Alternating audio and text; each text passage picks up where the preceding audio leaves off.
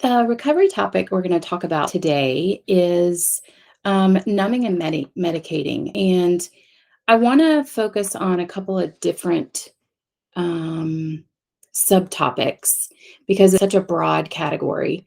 And I want to start with its root and the history of numbing and medicating, because for so many of us, that might be a new topic. And what our culture or the rest of the world calls it is addiction. And at the Healing Collective, we prefer numbing and medicating. There's a pretty big reason for that. The biggest one is that it's actually a coping tool. At the Healing Collective, we believe that what the rest of the world calls addiction is rooted in trauma. So, in numbing and medicating, it is a way of coping with some unresolved trauma from our backstory. And when I say backstory, for most of us, that could be childhood, that could be later into our adolescence or teen years. And for some of us, maybe you make it into adulthood. But for so many of us that are healing from past trauma, it's experiences that are typically generational. And what that means is some of the same patterns that I've encountered were also patterns or experiences that my parents or grandparents also encountered. And when we think about trauma, so often culturally also we think of that being this really big specific event where something like rape or robbery or assault, and as all of those things absolutely are trauma, trauma is about the experience, it's not about the event. So what may be trauma to one person is not trauma to another person. And when we look historically about what we're exposed to and what our backstory is, some of us may come into therapy saying, I had a great childhood. And that may be true. And some of us come into therapy saying, I have a terrible childhood.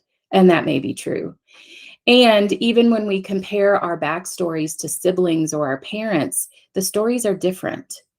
And I think that that's so important when we look at the history of numbing and medicating, because where my dad may have chose alcohol and opiates, I chose work and food.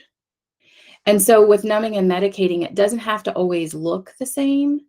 And what's really important to understand about numbing and medicating is the intention and why we use it. If there were no unresolved trauma, there likely would be no numbing and medicating.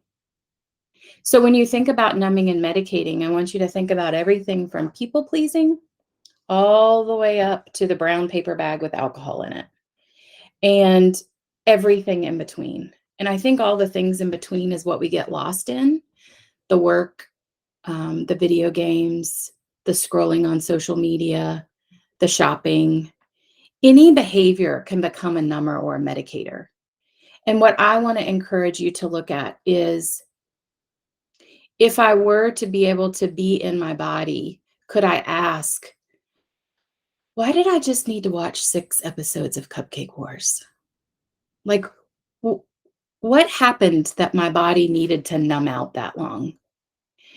And to really validate this, sometimes it's moms that are overworked and overexhausted, and we just need to stop. And sometimes it's dads that are over providing or over functioning. And sometimes it's unresolved trauma that are causing us to be overproductive or over whatever in those ways. So when you think of numbing and medicating, I want to remove the judgment and the shame about it. Numbing and medicating is what our culture does. As you have fast food on every corner, you pretty much have a pharmacy on every corner, a red dot store about every 3 blocks. And on this device here, you can pretty much get and do anything you want to do, from sex to porn to shopping.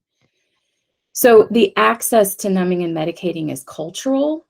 However, what we're trying to do is to be more aware of what purpose it's serving for me so that I can use it intentionally rather than reactive.